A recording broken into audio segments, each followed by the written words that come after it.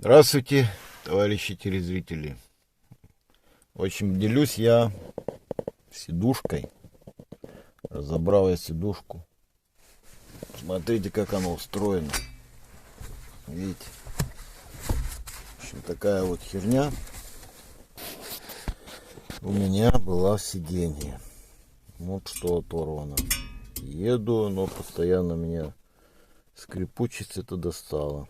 И второе, достало меня то, что вот эти вот подголовники, вот, они должны стоять здесь, болтались. А держатся они вот на этих вот так вот держатся они. Видите? Вообще я не понимаю, как на заводе прихватили вон, видите, только с одной стороны.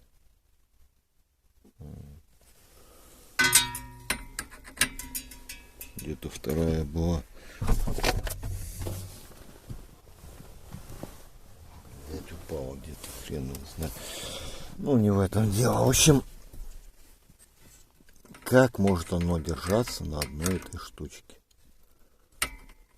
Хотя бы снизу что-нибудь тут придумали. Это ж легко поломать можно. И все его крепление. Вообще капец. Как можно так сделать?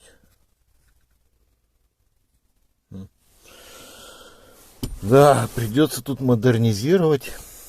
Я тут заварю, это жестянка вообще какая-то. Хрен поймешь, какая мягкая. Все это я тут усилю. И здесь вот эти кронштейны тоже я все-таки снизу какую-то пластину сзади приварю, чтобы надежнее бы держалась. А то вот когда разлаживаешь его и, например, ползаешь где-то на коленях, наступил на подголовник, и все, оно лопнуло. Вот. Видите, как сиденье устроено внутри. Такие пружины. 3 штуки, поролон и обшивка. И вот на таких вот крючках оно скрепливалось. И такими колечками обжималось. Вот они, колечки. Я их поразгибал. Тут тоже как-то вот, не знаю, циркнули тут.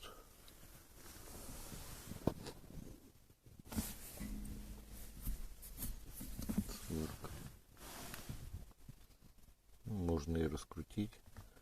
Там раскручивается, а здесь не раскручивается.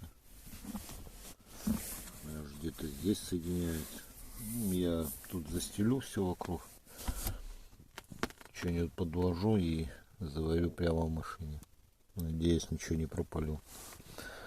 В общем, поделился я сидушкой своей. Ну, сделаю. Показывать нет смысла, как я сделаю, но я показал саму проблему. Всем добра, всего хорошего.